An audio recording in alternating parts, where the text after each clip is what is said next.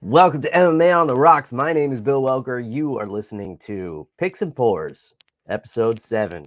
Going to be breaking down UFC Austin and BKFC 56 with Matt the Mechanic. Matt, how you doing, my man? Pretty good, Bill. How are you? How was New York? New York was great. Got to spend some good time with the family. My niece's first birthday. We all came back a little sick, but I guess that's part of traveling to a different climate and being on airplanes and shit like that. So You didn't get any help when you came back. The weather's been wacky here too. yeah, it's weird. This morning I had the heat on in the house, and now I just had to turn the air conditioning on because I sat down to do the show and I started sweating, and I was like, oh, it's 75 degrees in here. I can't have that. You don't have a thermostat made in the last 10 years that does both? It does do both. Oh, okay. But I manually change it because Because you're a dad, you have to. Yeah. You have to be in control of it because you waited your whole life. You're like, one day I'm gonna be in charge of that thing. Exactly. Get back at my dad for never turning the heat on. Yeah. It would have to be like the doors would have to be frozen shut for us to turn the heat on in our house when I was growing up. Mine was more the air conditioning because we had wood stove, so it was always 100 degrees in our house when it's like 20 degrees out. But in the summer, man, like 80. Yeah, in the summer, we eventually had an air conditioner in the living room and just like a curtain up. So like the living room would be air conditioned, and then the only other air conditioner was in my parents' bedroom. So if it was like really brutally hot, my sister and I would get to sleep on the floor in my parents' room. Wow, for the air conditioning. Yeah. Kids these days don't know what we went through back in the day. I know, right? Dial-up internet, central air conditioning. That was like only rich people had that. Where I lived, I still think like not a lot of people in New York have central air. That's definitely a Florida thing. Yeah, or the farm back home, it doesn't have central air, and it only has plumbing in like the kitchen and the one bathroom. It's a big giant house, and just 2 rooms with water, and that's it. That's all you need. No, not really. It's not that great. Especially when it's winter and you're trying to sleep upstairs. There's nothing there. Anyway, Bill, let's get back to fights. I missed the fights. I did miss the PFL last week. I didn't have the $50. Well, not that I didn't have the $50. It's just it was $50. You didn't have $50 that you wanted to spend on the PFL. Yeah, I really think they dropped that. They dropped the ball with that. Like it was timed perfectly. Like put that sucker on YouTube. Yeah. Oh, that was going to charge $50. Yeah, or be the first to drop the pay-per-view model. That would help with the marketing. With the merger with Bellator. Like, hey, it's $12 a month for the PFL. We just got Bellator. We have all these new fighters we're gonna sign. We're gonna have Kayla Harrison, dropping bitches. $12 a month, you get every card. Yeah, kind of like the BKFC started with, but now they're getting back away from that. But I did want to bring up the PFL, and we can talk about it now. I heard you on your last episode talking about how you didn't understand the PFL format. I didn't say I didn't understand it. I said that the issue a lot of people have with it is that it's confusing. Because you have a tournament style bracket and you could have one guy who wins every fight, but he doesn't score as many points as a guy who loses a fight and can go on to win the tournament. So how does that really qualify that person as the best fighter in the tournament if they've lost a fight? Oh, but if they've won all the fights but not up in points, that means they've won decisions every single time. So I don't know. I watch the PFL. I enjoy it, but I just like having fights on. I don't think the main problem, I don't think the format's even close to the problem. I think it's that they just don't have a Dana White. They don't. They don't have a Dana White, and they don't have any fighter. I mean, they have fighters, but they don't have any like yes, any personalities. And I don't think it's not they don't have that, because I mean, Michael Chandler is a great example of what can happen when a man gets put in the UFC media machine. Yeah. Well, yeah.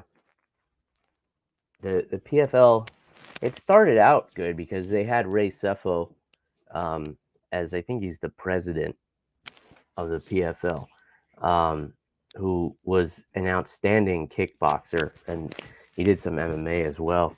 And it was promising in the beginning. It really was. And then, I don't know, it just kind of fell flat for me. And then it's hard to build stars when you have a tournament and a guy wins it who nobody has heard of. And then that guy's like, well, I'm a millionaire now, so I guess I could retire. Yeah, but I mean, isn't that the job of the promotion? I mean,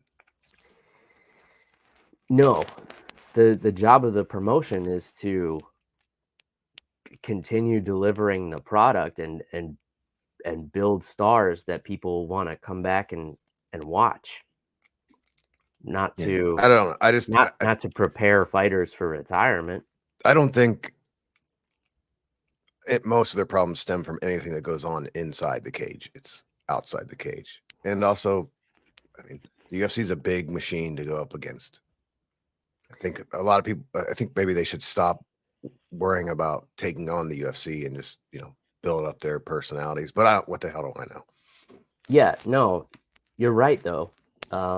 You're not gonna compete with the UFC.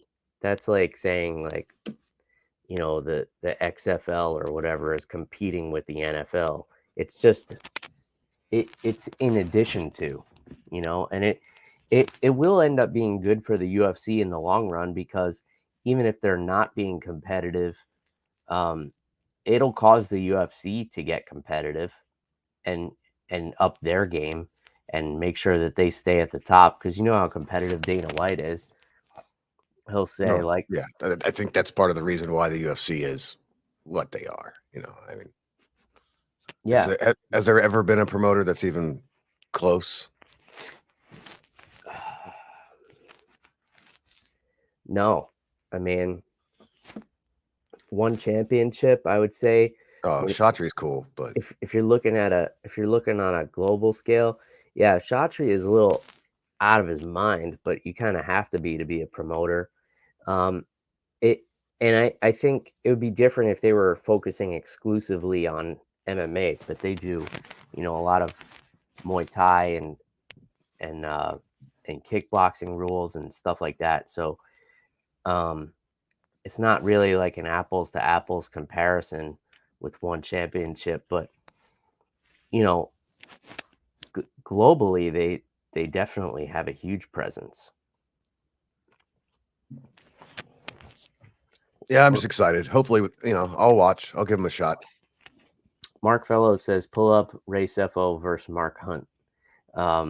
If you've never seen this kickboxing match, it's insane. These guys basically just it's two Samoan guys just blasting each other in the head, and it's ridiculous. So if you've never seen that fight, definitely recommend that one. All right, we're gonna get into BKFC in a little bit, but we're gonna start with your picks for UFC Austin, which is coming up on Saturday. And I was just I never look at the odds before we do this, but I decided like, oh, let me actually prepare for once and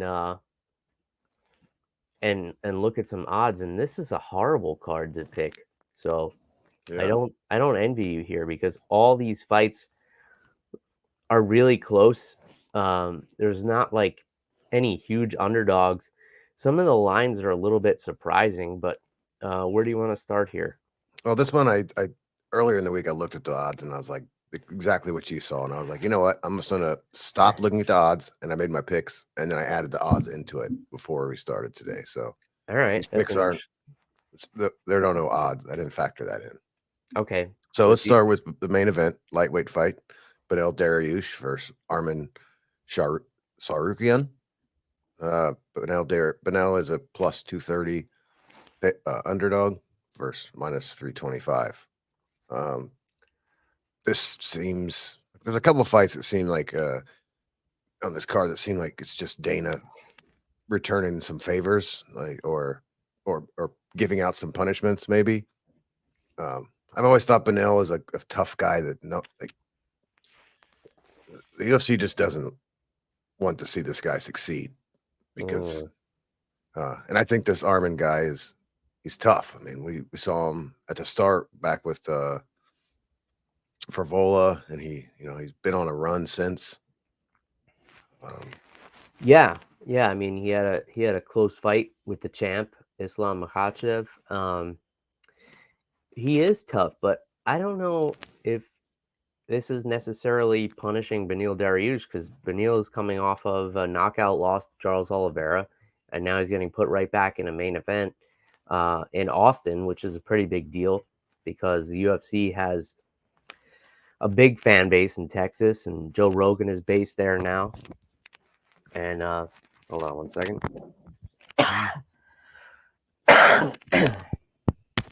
Excuse me.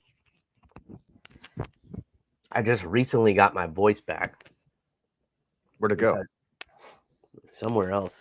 Because we all gotten like little colds or something when we got back from New York. I had like a low fever, and I don't know what else was going on, but then fever went away and my voice went with it.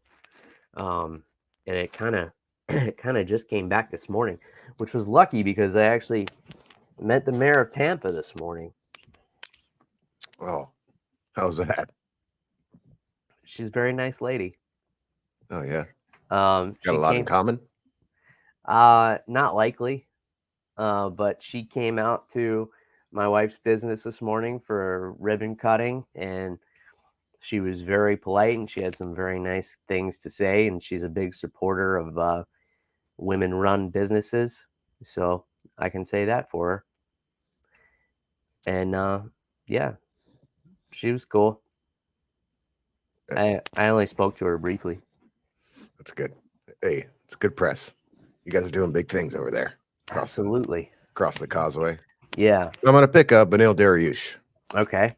So can you read me the odds again? Dariush is plus 230.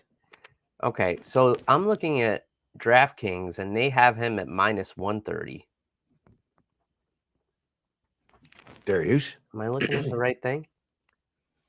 I don't know. I'm looking at the official Hard Rock Bets app of MMA on the Rocks. Wait, I should be sponsorship pending. Yeah. Wait, I should be looking at the money line odds, right? All right. So yeah, they have Beneil at plus 250. Okay, so a little less here. It seems to be the case, but yeah, maybe one day we can do a live show from the Hard Rock, from their sports book. That would be sweet. Maybe. Anyway, that's my pick. What do you think about it?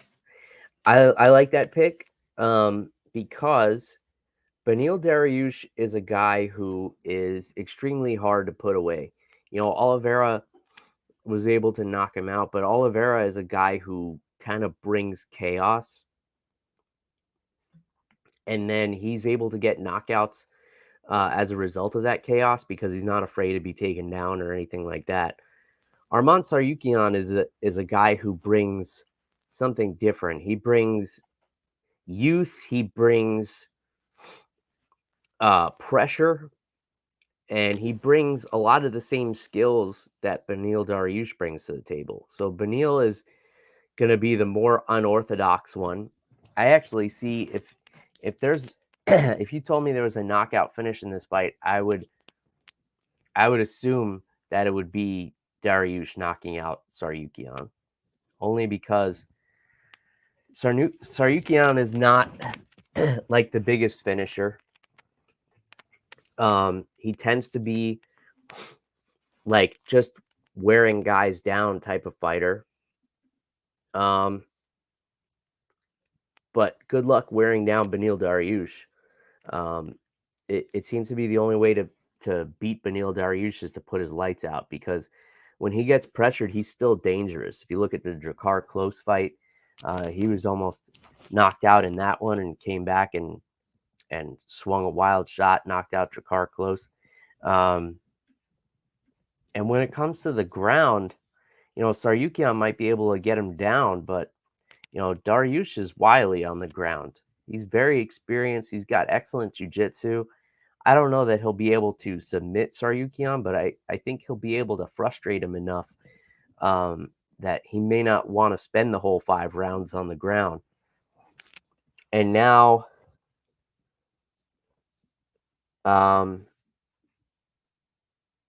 yeah, I don't see Tsarukyan finishing Dariush, and I don't see him dominating him and controlling him.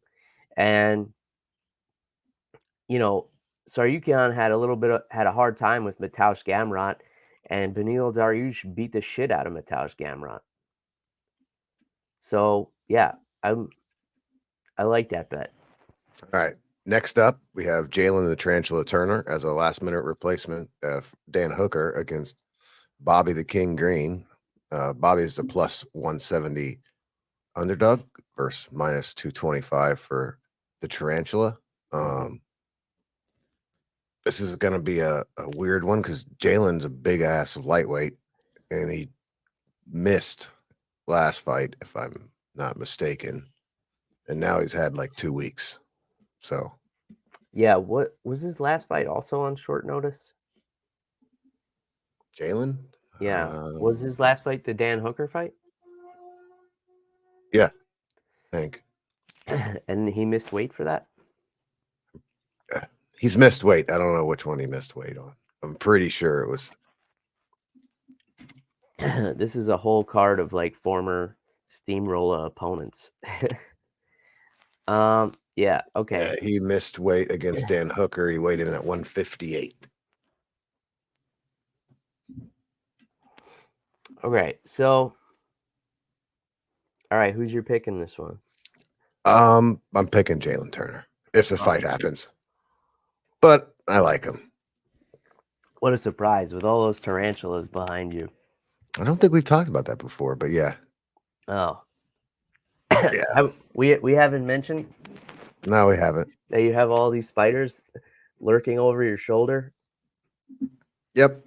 I'm a tarantula keeper, and I've actually me and Jalen's exchanged we call it husbandry tips quite back and forth. He's a pretty nice guy. What kind of tips?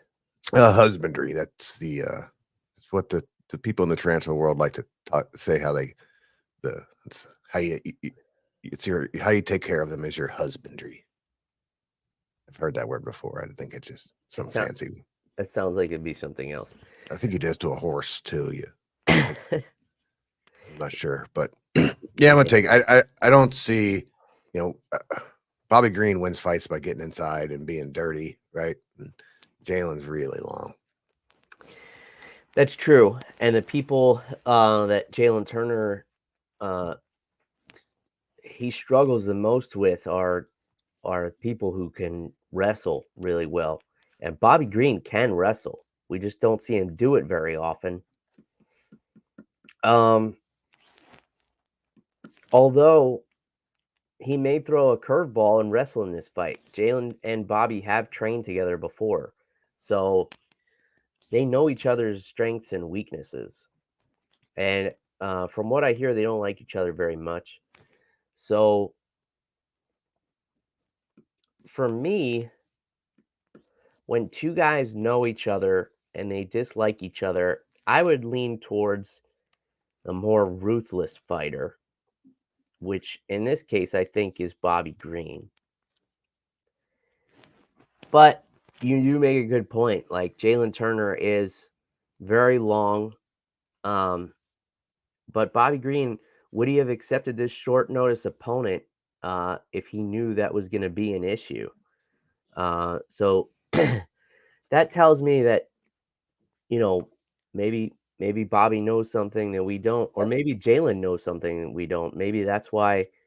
And also, I got the feeling that Jalen's hand was kind of forced into taking this fight. He he made it seem in some interview I saw, he was like, "Yeah, they pretty much made me take this one."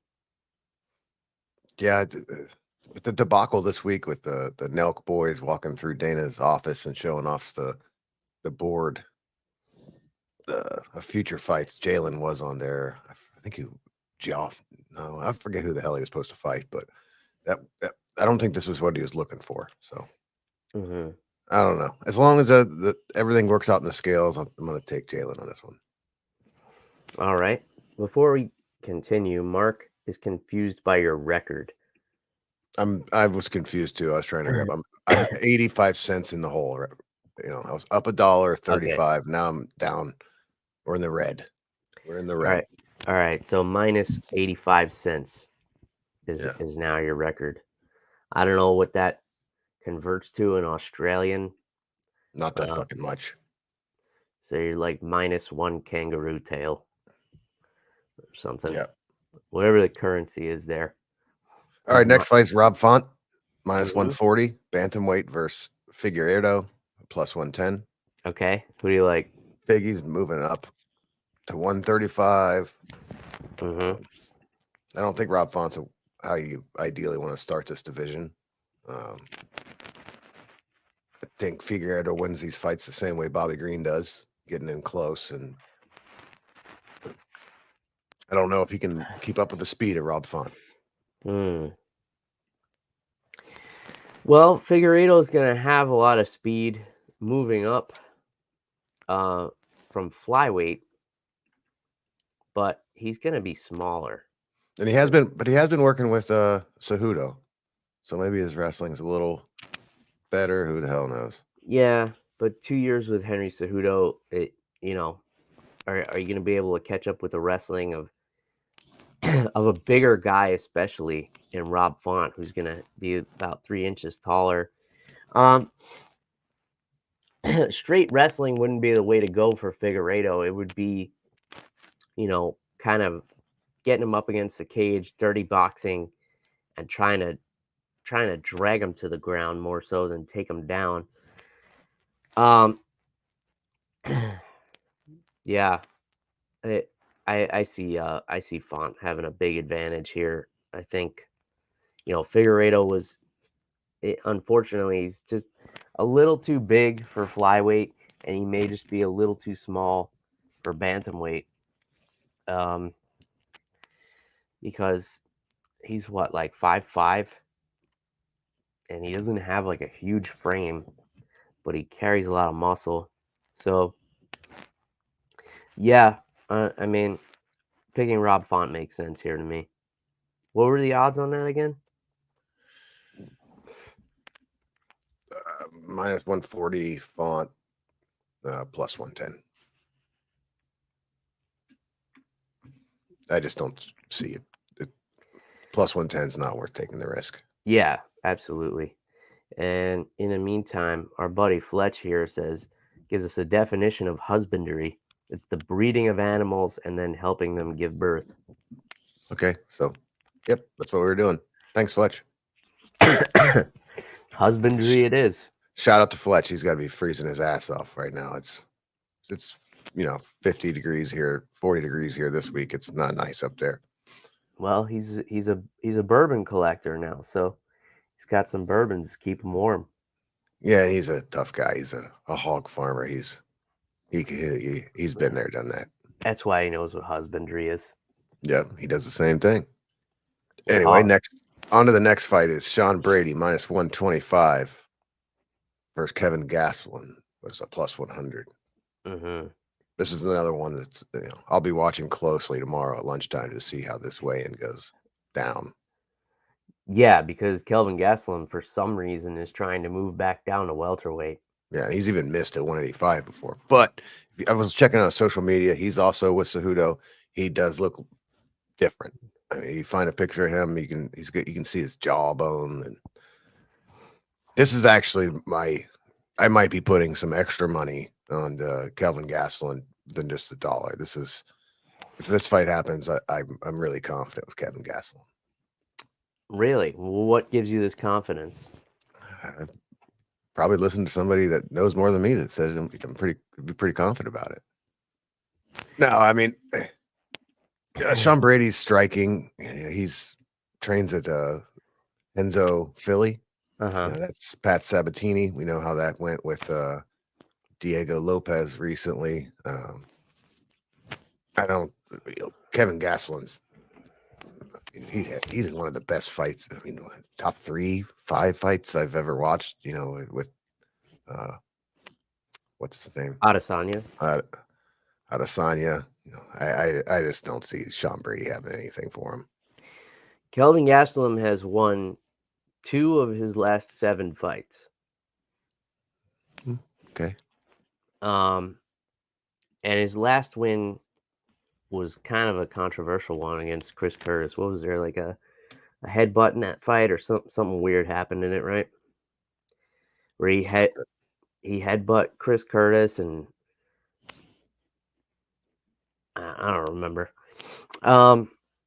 So really the only guy he's beaten since 2018 is Ian Heinisch, who I believe is no longer under contract with the UFC. The weight cut concerns me. Like, even if the diet and everything is in order, like the past few years he's been at 185, to come back and make this cut again is such a huge hurdle to get over. Even if he makes the weight, like, how's it going to affect him in there? He's always had great cardio for a guy who looks like he shouldn't have great cardio. I don't know. I'd be concerned about the wrestling of Sean Brady for sure. A guy can wrestle his ass off. He's coming off of his first professional loss against Bilal Muhammad. So, yeah, I guess it's going to depend on how he bounces back from that. But I don't know. There's just something. There's something that makes you root for Kelvin Gastelum, because he's just likable. But then there's the Adesanya fight helps out a lot with that. Oh yeah, absolutely. That's a top 5 all-time fight for me. And when I went on Dan Tom's podcast a couple of months ago, we did our top 5 middleweight fights of all time. That was definitely one of the top ones for me. And then I just look, Kelvin Gastelum is 32 years old. I feel like he's been fighting for 19 years in the UFC. Like, he's been around a long time. Like, that's a rough 32. Oh, wait till he gets to the next fight. And let me see. How old is Sean Brady? He's 31. 28. No, he's 31. I had the wrong person pulled up.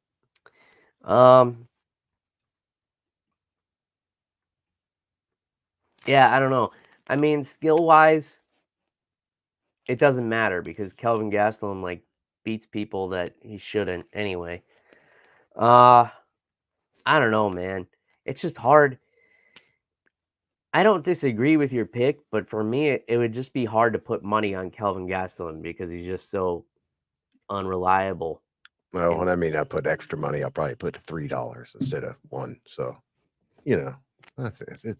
I'm all right with that. Is it you're putting triple the money on Kelvin Gastelum? That's what $3. That's what all the clickbait sites are gonna say tomorrow. MMA on the Rocks co-host puts triple the money on Kelvin Gastelum to beat Sean Brady. All right. Next fight's Clay the Carpenter Guida at +250 versus Joaquim Silva. Joaquim Silva -325. This is what I was hinting at for the punishment. Remember Clay Guida like fake retired to wish his mom a happy birthday or some shit last time. But Clay Guida's been around forever. He's 38 and 23. I mean, he's I know it's hard to bet against that guy, bet on that guy. For sure. So So Actually, I don't even have a pick for these two fights right here. So this last two. So I'm gonna. it sounded like you just picked Silva. Yeah, I'm probably gonna pick Silva. This is a tough one. But if it makes it all, I could also see Guida just at the end, just on top doing. You know, we brought him up before, but like Sky, our friend Sky, doesn't stop. You're like, look at that guy. What the hell's wrong with him? And then next thing you know, he's just mauling you. Yeah, he kind of looks like Sky a little bit too. Man, 41 years old.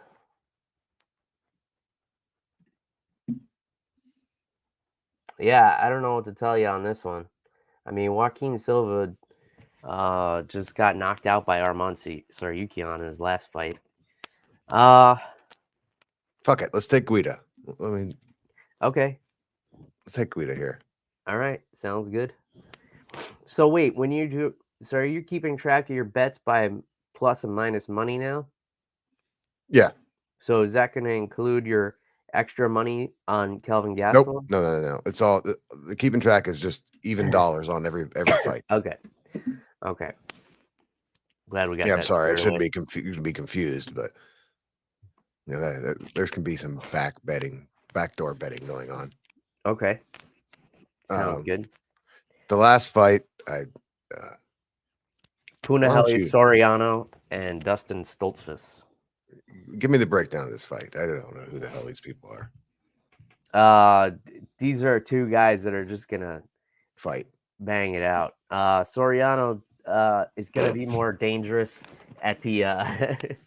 There's gonna be some husbandry. I think there's a replacement. Is this a replacement? I have no idea. I don't think. I think the guy that's a favorite is supposed to fight, and they brought in this Dustin guy to fill up for some other guy. Yeah, that's possible. So Soriano is a guy who's dangerous, you know, for the first round and a half, and then after that, his likelihood of winning goes down. I'm gonna take Soriano. We're gonna keep with the favorites here. We just did some underdog with the Guida, so that's the main card there. Yeah. All right. Sounds good. Do you have thoughts on my only other fight I'm interested in? Wait, is there only other one? No, there's a couple, but definitely Miesha Tate and Julia Avila. Speaking of punishments, like why in the hell is Miesha Tate on the prelims of a fight night? Bill, I don't know. Miesha Tate's actually before my time. Well, I mean, she's been back for a little bit, but I wasn't watching when she was fighting. All right. Well, I mean, I know who she is. I know she's her. I mean, I don't have any thoughts on this fight though. Looking at her record, I guess I see why she's on the prelims, because she's won one of her last 5. But she is the main event on a prelim, and that's a big spot. Yeah, it's just kind of sad when you see a former champion on the prelims of a fight night. You know, if it was on the prelims of a pay-per-view, it'd be a little different. But when was the last time you saw a former champion on a prelim? Got me there. That's a question open to. Look it up, Jamie. I mean, Mark. Yeah, open to anyone who wants to answer. Like, has this? I mean, I'm sure it's happened. I mean, I'm sure it's possible that it's happened, but man, it just doesn't seem likely to me. And the reason is because once you get to that championship status, you get to a certain pay grade where, and this is the problem they ran into with Ronda Rousey, where you're guaranteed a certain amount when you fight. So they can't put you too far down the card, because then they're paying you all this money to fight low down on the card. It makes no sense when you're actually a draw and they're paying you a bunch to be there. Yeah, I would be curious to know that. If it has a former champion ever fought on the prelims after being a champion. I mean, there's a few that are probably close. Oh, Fletch saying Andrei Arlovsky. Yeah, that's a possible one. He may have fought on some prelims. I know he's been on a bunch of main cards. It's very possible he's been on a prelim or two. Yeah, he definitely has. But were they prelims of fight nights? That's it's definitely Yeah, we're getting possible. in the weeds here, Bill. Yeah. All right. Somebody We'll talk some find bare me. knuckle. Wait. There's a couple more fights on here I want to Uh-oh. get into. Joe Selecki and Drakkar Close. This is an excellent fight. Selecki is very slick on the ground. Drakkar Close, very crisp striking. He can get a little bit wild when he has people hurt, which was his downfall when he fought Beneil Dariush. But I think that's a very exciting fight. And I also really like Wellington Turman and Jared Gooden. I think that should be a really fun one. Welterweight fight. Any Wellington thoughts? Turman, that sounds familiar. He must have done something cool. He lost to Randy Brown this year. Yeah. Wellington Turman he's a tough kid, but his name always reminds me of. Did you ever see the movie Bad Santa with Billy Bob Thornton? I think I've seen it, but It's a great Christmas movie, very underrated.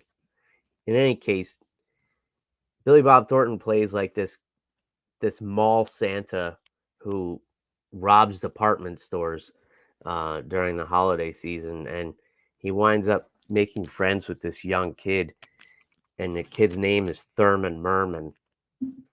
So every Thurman. time I see Wellington Turman, I think of Thurman Merman from Bad Santa. Um, hopefully, at least somebody knows what I'm talking about. This is it. I thought it was. I mean, I remember the movie. I just don't remember it that much. Yeah, I have a thing about like obscure movies and obscure characters.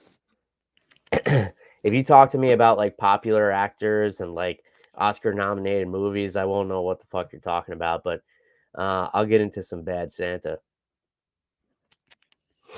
Yeah, I guess that's it for UFC Austin.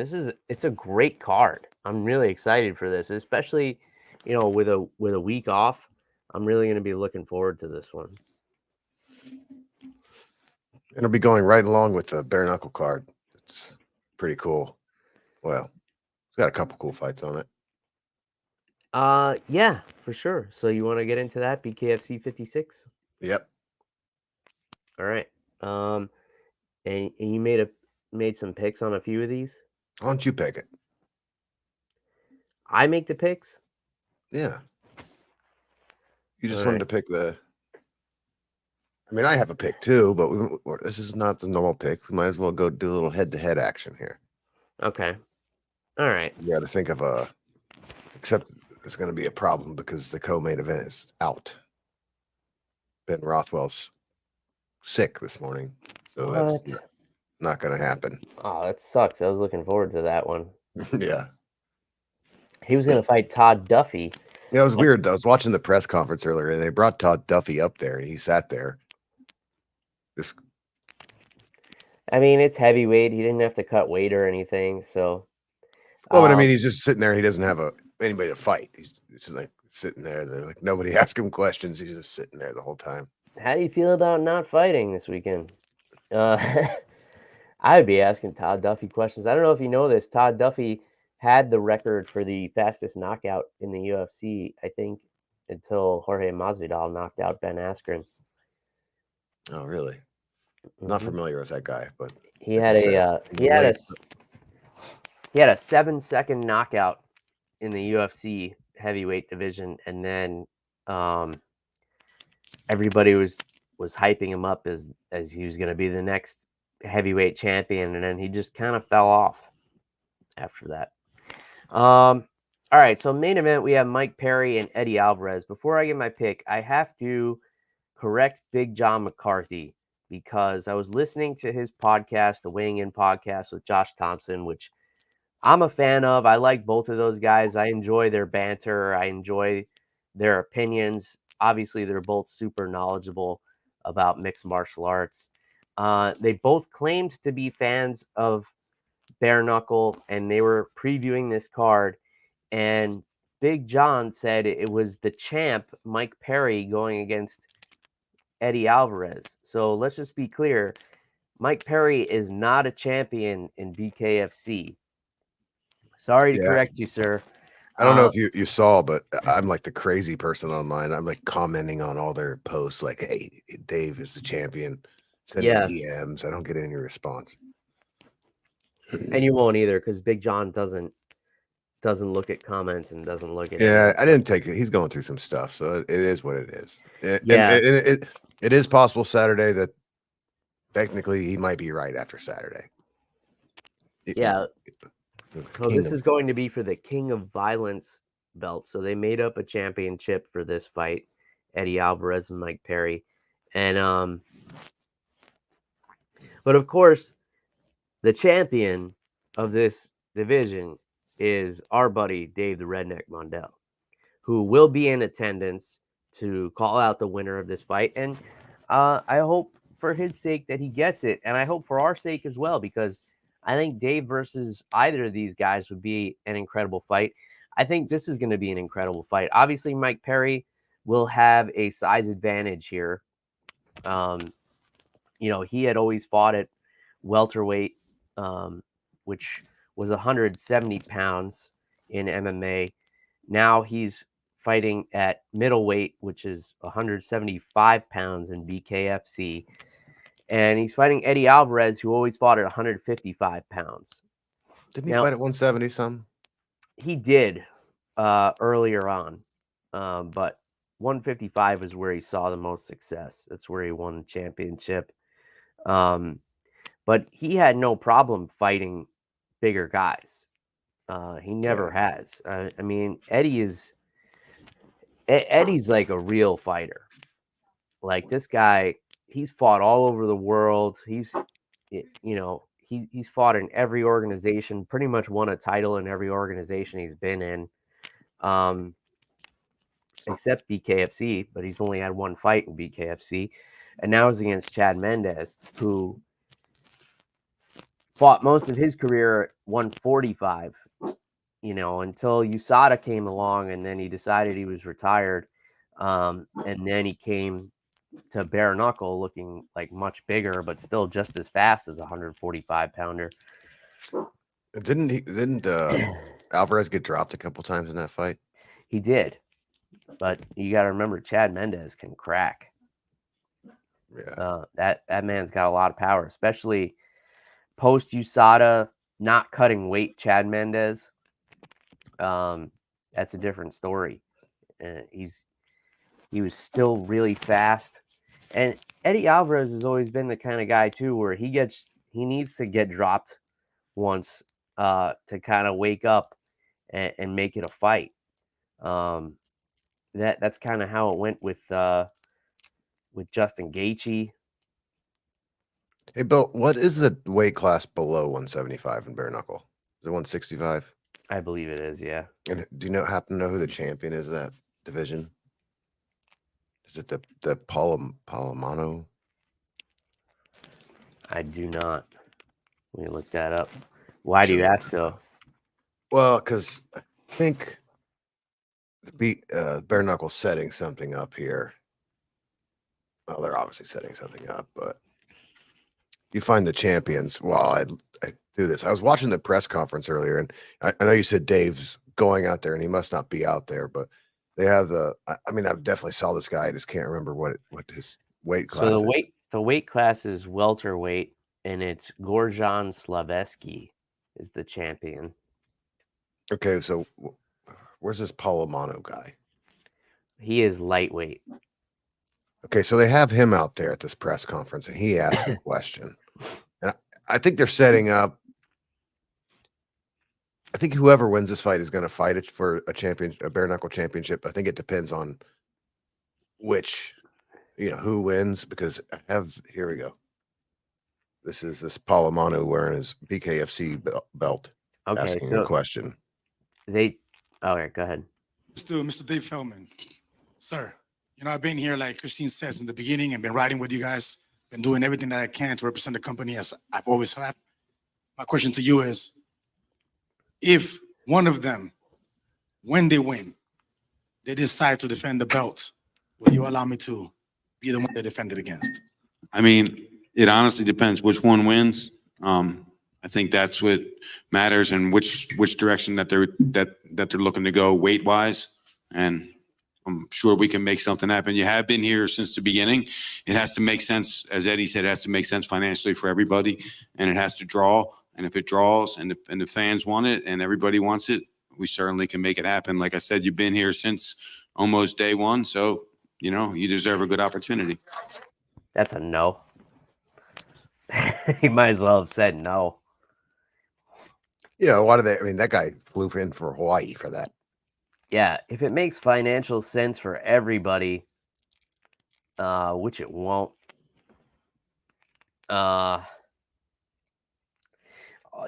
They do have Eddie Alvarez listed on the roster as a lightweight. So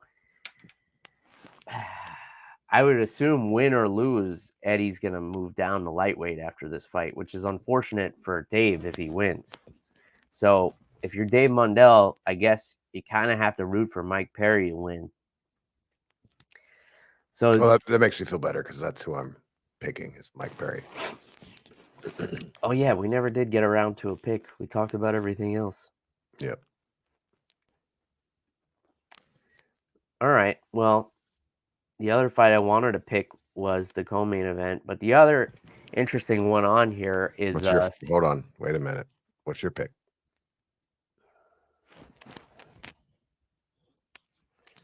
Man, I've been back and forth on this one.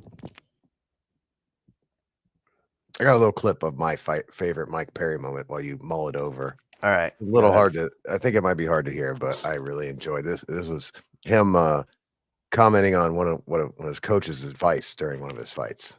Go, Mike, you gotta go. And I'm like, fuck you, you go. I don't want to get hit right now. Shit.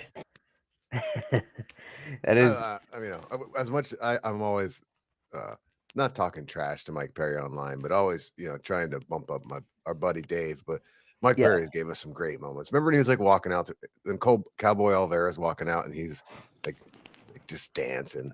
He was just cutting a full dance. Yes, I was there.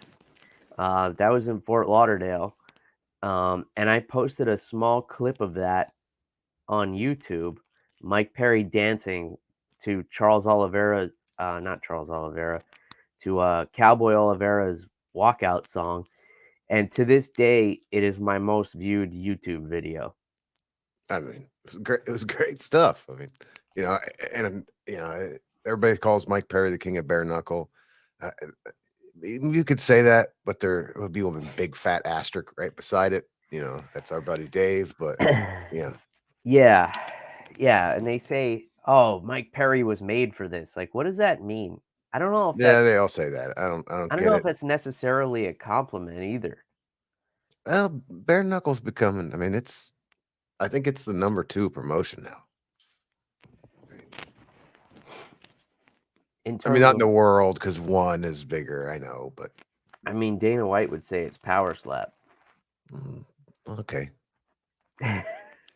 That's not on my list. It might be on somebody else's list, but if there's events on, bare knuckle is, I'm turning it on if there's not UFC. I mean, I watched the Bulgaria card and it was awesome. All right. So who are you picking?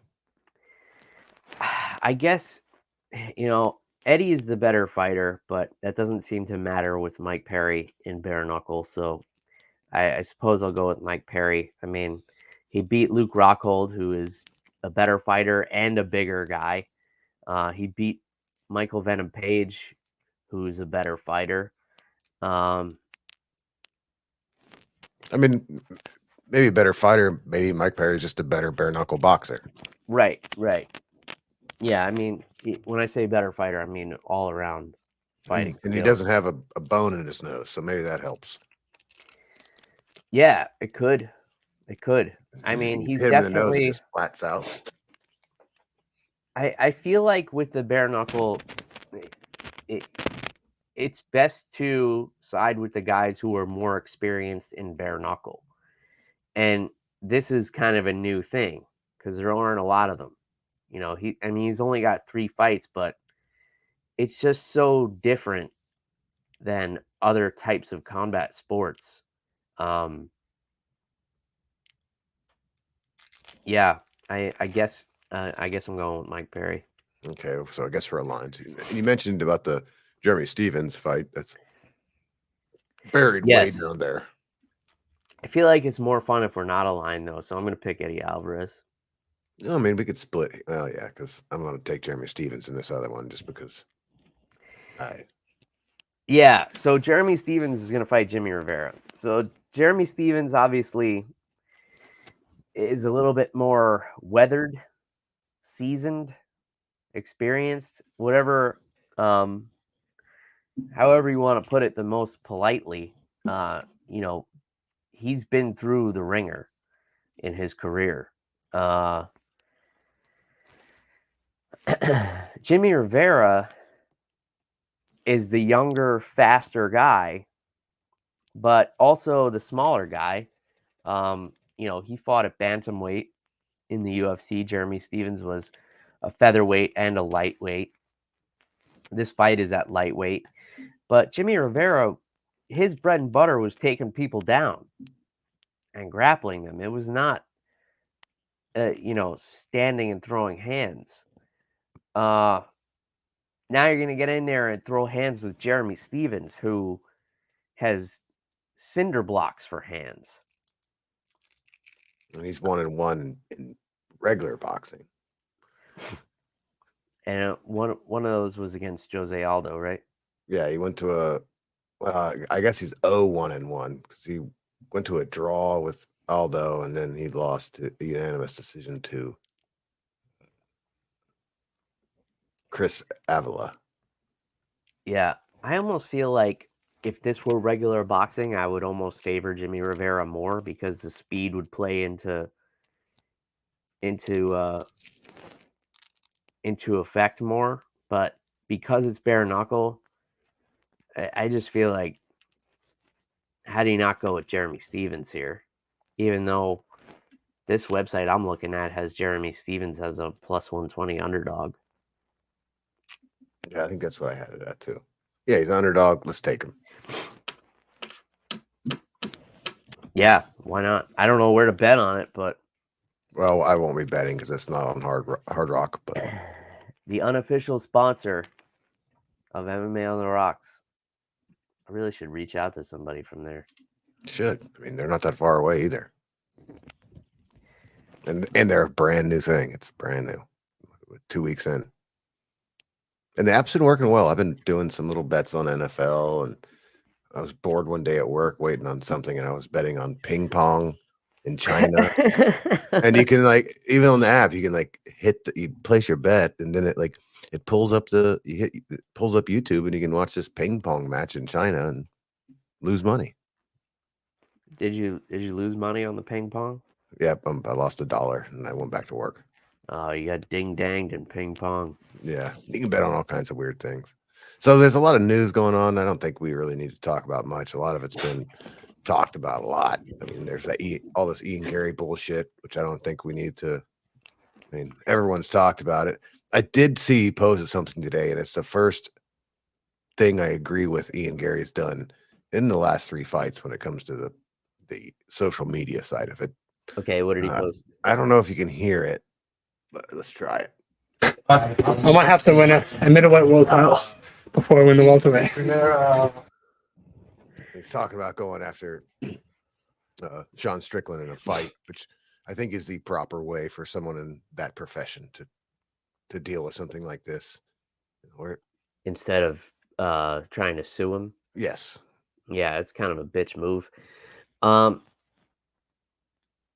I mean, look, this is a guy who puts himself out there. He brings cameras into the gym.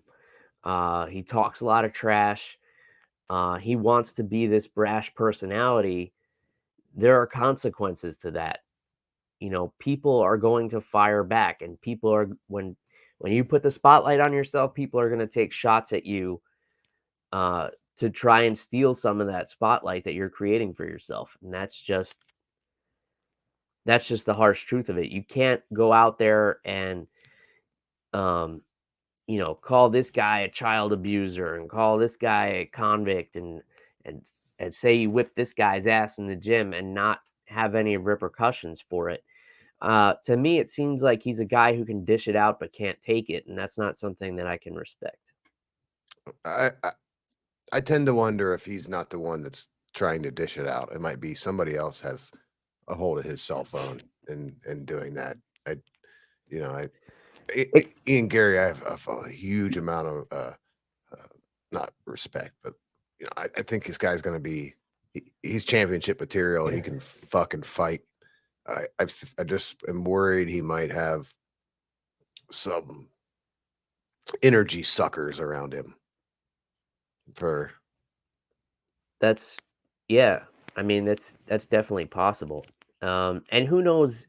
Yeah, like you said, maybe somebody messaging from his phone. Maybe those DMs are doctored. no, I don't think they're doctor. I think Ian might be focused on fighting, and he might have another person very close to him that is making all these silly decisions, and really all he needs to do is he has a personality, so just be himself and keep beating ass. I mean, Yeah.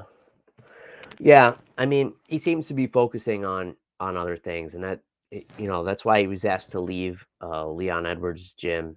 They said, they didn't like he was always bringing cameras in there, and like he just wasn't a good fit for the gym.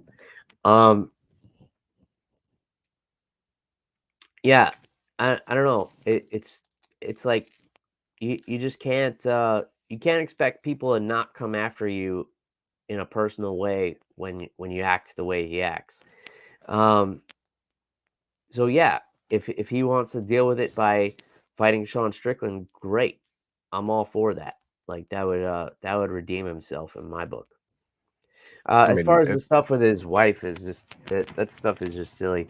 I started to look into it and then I lost interest quick.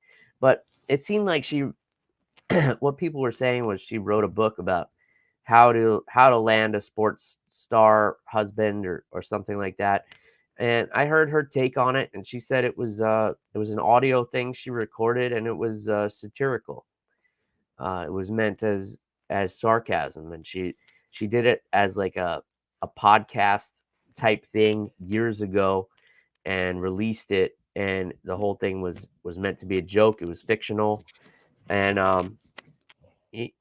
that's what she says. So yeah.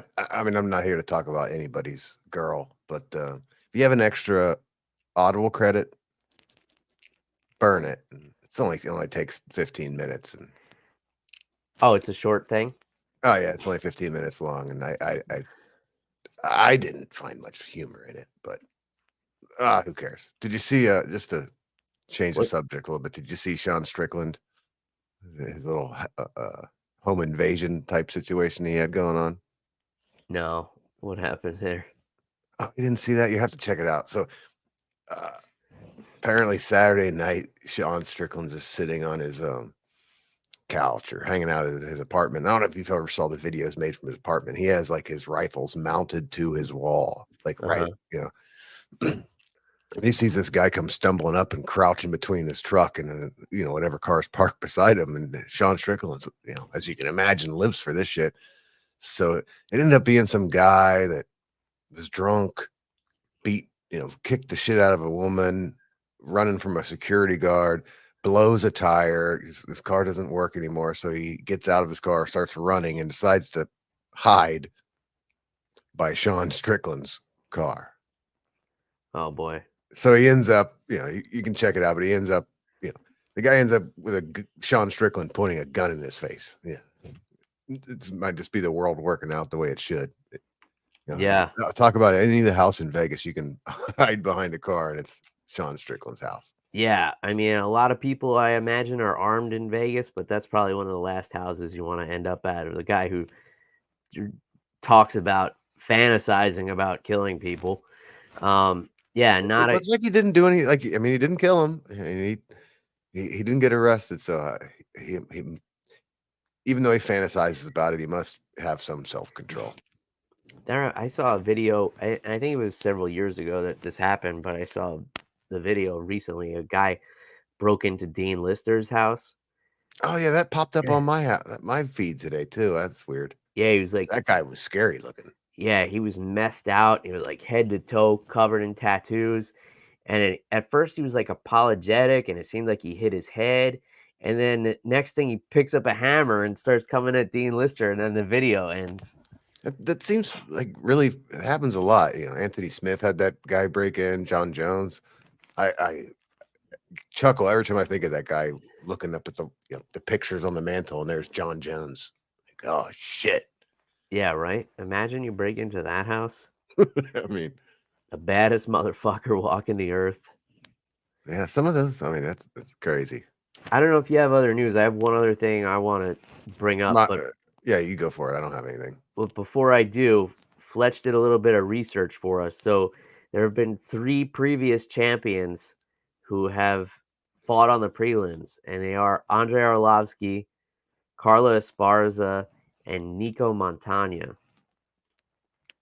I don't know if I count Nico. Misha Tate is joining a prestigious group. Yeah. So Misha Tate will join the ranks. I think Fletcher's right. She should have stayed retired. I mean, Arlovsky will be a Hall of Famer, I think. Esparza and Montana, no. Misha Tate should be a Hall of Famer as well, in my opinion. Well, she'll be in the fight wing, right? She'll be like that one fight will be in the Hall of Fame. She won't. She can be in any wing she wants. Okay. Hot take. The only other thing I wanted to bring up is that you mentioned the Nelk Boys podcast. It's such a great podcast. You gotta check it out. So I did listen to the Theo Vaughn podcast with Dana White. That was excellent. And I wound up listening to another one where he interviewed a New York City garbage man. Yeah, he has all those. He has like an undertaker. He does a mechanic. He just interviews just professions. The New York City garbage man one was really great. That was an awesome listen. Yeah, that guy was like, wasn't he talking about how he didn't even care if bodies were in there? He's just like, He's like, I'm not looking in there. He's like, it was funny listening to him talk because it was like a stereotypical Staten Island guy. And I really enjoyed it, but I grew up in that area, so I kind of like knew I could relate to a lot of things he was talking about. But the thing I wanted to bring up to come full circle, because I brought up the Nelk Boys thing. So as a result of that podcast, they were walking through Dana's office and they kind of flashed past the board with the fights, and somebody put a screenshot that they had Michael Venom Page on there against Kevin Holland, and supposedly it's supposed to take place UFC 297. Yeah, I saw that. I did listen to the podcast. I actually listened to the podcast before I saw the video. They brought up walking through that room in the podcast, so I kind of think that's all some Dana White manipulation. Kevin Holland said that he hasn't been offered a fight, but I mean that makes sense. I mean, they could fight. I mean, everyone says they want to see Michael Venom Page fight Wonder Boy. Well, fight Kevin Holland first. Kevin Holland, he seems to not lose a lot of stock when he loses. He loses gracefully. Yeah, he doesn't seem to care about losing. No, I mean, I don't think it'd be some good trash talk. I mean, I really hope Venom Page comes to the UFC because it can just back up my point of I think he'll be a huge star, and it's just once you get inside the UFC machine. Yeah, for sure. But he better not get in some stupid ass agreement like he did with Wonder Boy to have a straight up kickboxing match. He needs to Yeah, that would be a take bad that idea. dude down. That would be a bad idea. Michael Venom Page is an extraordinary talent. That guy is crazy explosive, super fast. It would be interesting to see him come to the UFC. It's just a shame because it should have happened 5 years ago. You know, we could be dealing with another Ben Askren type situation. Yeah, where by But the who time he knows? gets there, it was too late. I was one of the people ashamed to say that I was advocating for Ben Askren to come over when GSP was the champion. Well, but I don't think you should be embarrassed because we'll never know. I mean, it happened Yeah. years later. Who the hell knows? He had a bad hip at that point. Yeah, it's just, you know, that advocation hasn't aged well. Yeah, but you're in the same boat as with Joe Rogan, so I wouldn't worry about it. That's true. I guess that's not a bad boat to be in. No. Yeah, so I will have this one available. This episode will be available for audio since there was no episode this past weekend. But typically, the Picks and Pours episodes are available exclusively on YouTube. So make sure you guys are subscribed on YouTube. Turn on your notifications so you know when the show goes live, which